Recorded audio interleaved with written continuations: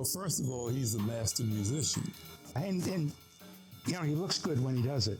He's one of those names that, you know, the artists that have one name. If you say Teddy and Savannah, people have no question who you're talking about. You're talking about Teddy Adams. You can have two musicians play exactly the same instrument, yet sound completely different. And I hear that in Teddy. Teddy Adams is one of the few performers that I can go see and actually remember why I fell in love with jazz and music in the first place. And it's one of the, I don't know why I'm tearing up, but it's one of the times that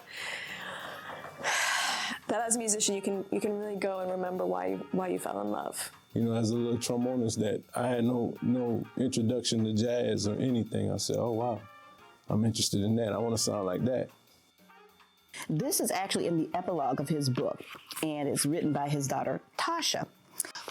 She calls him a luminary, a titan of rhythm, a maestro of the soul, and a guardian of the art form commonly known as jazz. I can't say it any better than that.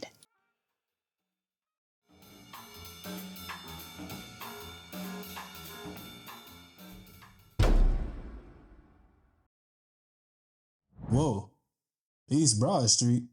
How'd we end up here? Well, this is where it all started for Teddy Adams.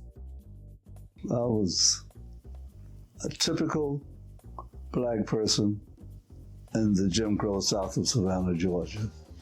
My beginnings are very, very humble. Despite financial challenges, Teddy Adams made the absolute most of his childhood.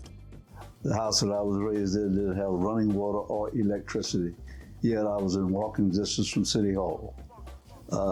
The positive part about that was the church that I attended was in walking distance, and also the elementary school where I started playing was less than a half block from my house. So my childhood was very happy, even though I didn't have anything. It seemed that music was always destined for Teddy Adams, as it was everywhere he looked in his household. Well, first of all, my father was a harmonica player, self-taught, and my older brother, 4 years older, played tenor saxophone. So that kind of set a model for me to follow that tweaked my interest in music. As time went on, Teddy's love for music expanded from his household to his school. East Broad Street School, which was less than a half block from where I lived, in 1952. Mr. Brown, Benny Brown, came around and demonstrated all of the instruments and asked for interested people who could afford to buy them. And from that point on, music has been more or less my passion and my focus. I met Mr. Adams in the 50s when I was a student at the Alfred Ely Beach High School. He was already playing with the big boys at the time. He started very early, and he was good. I had a 4-year scholarship at Florida A&M, a music scholarship. I'd already taken the audition, and they expected me there in August of the year that I graduated. But being exposed to the jazz world at such an early age, I had enough common sense to realize that that exposure had ruined me for college.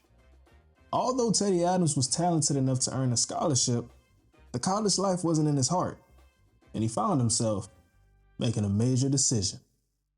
So I said, well, if I'm not going to go to school, maybe I'll postpone that, go into the military, get the GI Bill, and then come back and go to school. However, the 4-year tour of the Air Force turned into about 10. When Teddy Adams left for the Air Force, it seemed that he took jazz with him. Upon his return to Savannah, the same musicians were still there, but the music was gone.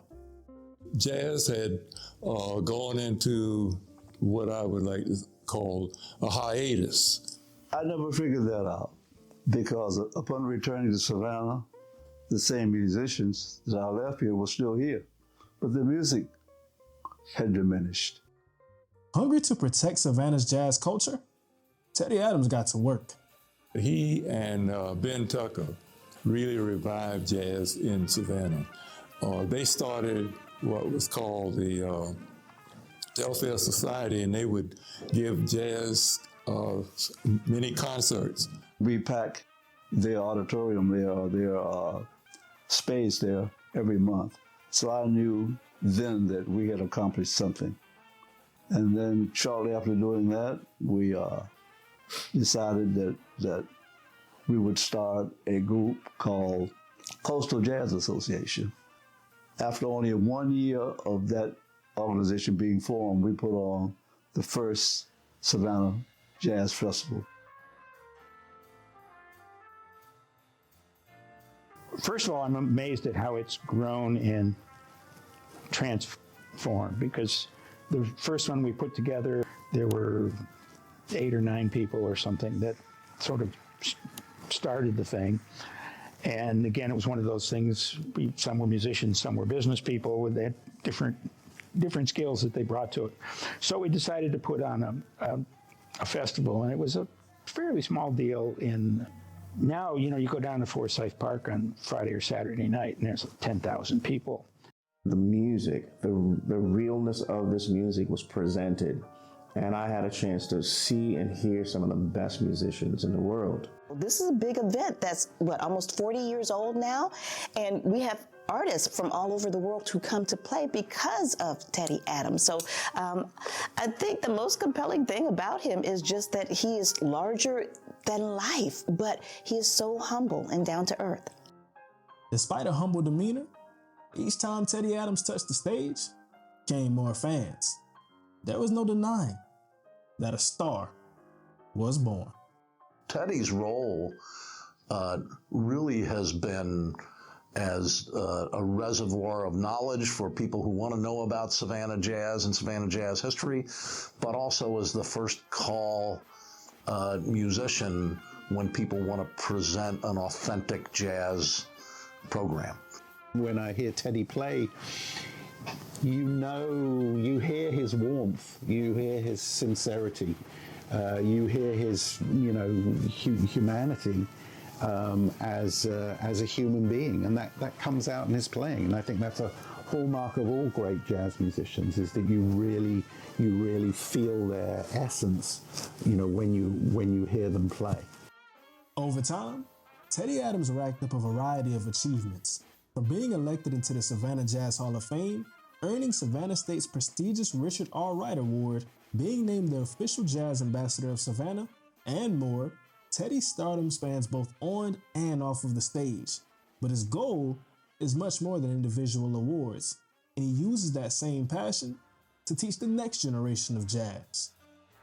Whatever students that I have taught, when I think of the happiness that I have gotten from being a jazz musician and taking advantage of what the art form of jazz offers, I want them to experience the same thing.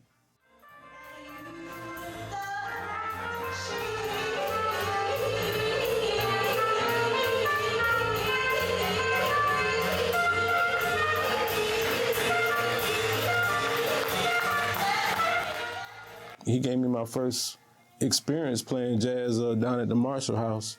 And I remember, just being a young fellow, intrigued with the music. I would just go hang out, hear him play, and I'm like, just try to steal all his stuff, man, Thank you, Mr. Adams, for, he was the, he started us all. He's like our kindergarten teacher, you know what I'm saying? So, yeah, you want to make your kindergarten teacher proud, that's all. The important thing that they need to realize is the shoulders on which they stand, the pioneers. They need to pay tribute and go back and study what has been done. And if they do that, they'll be okay. But the future, I can safely and thankfully say, is positive.